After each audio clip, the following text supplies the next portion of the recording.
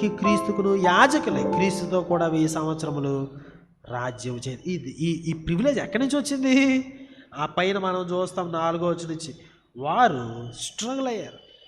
ఎందుకంటే యేసుక్రీస్తు వారి కోసం స్ట్రగుల్ అయ్యాడు కనుక. నా ప్రియ సహోదరి సహోదరులరా, మన ప్రివిలేజ్, దేవుడు నీకు నాకు ఇచ్చిన ఆధిక్యత, క్రైస్తవునిగా ఒక యాజకునిగా ఈ లోకంలో దేవుని యొక్క గుణాతిశయములను ప్రచురించేటువంటి ఆధిక్యత నీ కుట్టికినే రాలేదు. యేసు నీ కొరకు మరణించాడు, వధించబడ్డాడు. ఆయన వధించబడ్డాడు కాబట్టి నువ్వు ప్రచురము చేసే, నువ్వు టీచర్ అవ్వడానికి, దేవుని యొక్క గుణాతిశయములను ఈ లోకంలో బోధించడానికి ఆయన మరణించాడు. ఒక వ్యక్తి ఒక టీచర్ అవ్వాలంటే ఏంటంటే టెట్ రాయాలి, డిఎస్సి రాయాలి, ఇవన్నీ బోలంత డబ్బు పెట్టి చదివి కష్టపడి ఎలా చేసి అవన్నీ.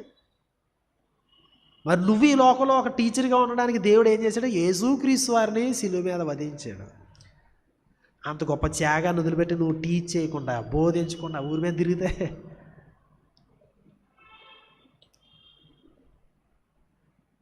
సో అది సరి అయినటువంటి విధానము కానే కాదు. ఒకవేళ బోధించకపోతే ఏమవుతుంది? చూడండి, నేను చదువుతున్నాను 8వ వచనం నుంచి, మలాకి 2:8.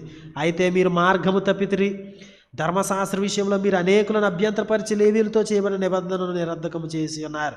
సో అనేక మంది ఇబ్బంది పడుతున్నారు. నా మార్గములను అనుసరింపక ధర్మశాస్త్రమును బట్టి విమర్శించుట్లో, అంటే బోధించుట్లో మీరు పక్షపాతులు కనుక జనులందరి దృష్టికి మిమ్మల్ని తృణీకరింపదగిన వారినిగా చేసి నీచులనుగా చేసి ఉన్నానని సైన్యములకు అధిపతి యెహోవా సెలవిస్తున్నాడు. మీరు బోధించకపోవడం వలన దేవుని ఘనత తేడా వచ్చింది కనుక మీ ఘనతను నేను తీసేస్తాను.